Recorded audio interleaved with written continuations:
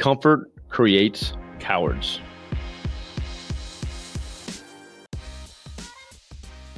What's up, everybody? This is Kevin Daisy here. So you can remember this as CCC. Comfort creates cowards. And what I mean by that, once you get into a comfort zone, meaning, hey, the company's making some money. Hey, we got some people running things around here.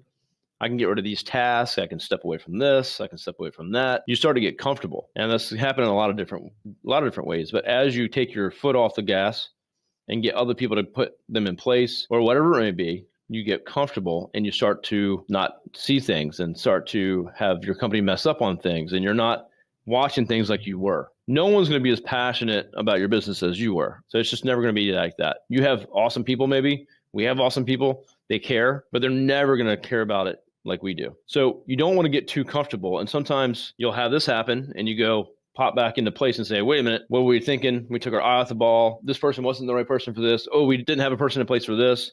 Communication was getting dropped over here. And that's just one example, but you just don't want to get comfortable, because then you start to not want to get involved with those things. Another thing too is COVID. Everyone gets to go work from home.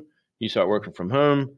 Well, I don't want to go to the office. Well, now I don't have to get dressed up. And then you kind of start to just pull back. Not that you can't work like that, but now you don't want to go meet with people. Maybe you don't want to make phone calls. You're comfortable in your spot. I just don't want to be out in front of people maybe anymore. I don't want to have cold calls. I don't want to do all that stuff anymore. So we get comfortable. So to try to go against that, look at the things that you hate to do that make you uncomfortable, or maybe you fear doing, and do those things first. And look at the things that you want to get out of your way, but we usually push them off to the end of the day, the end of the week, the end of the month, or we just never do them. And so this happens to me all the time. But don't get too comfortable. You want to have things changing and moving forward. So if you feel like you're comfortable and you're just hanging around, and you're like, well, I got a couple weeks before I have to do much, or, I don't have a lot of meetings next week, that's a problem. You need to be active if you're an entrepreneur that's active in your business and you're trying to grow. So don't get too comfortable. Keep an eye out. When you do feel comfortable, it's time to change some things up and get some things moving.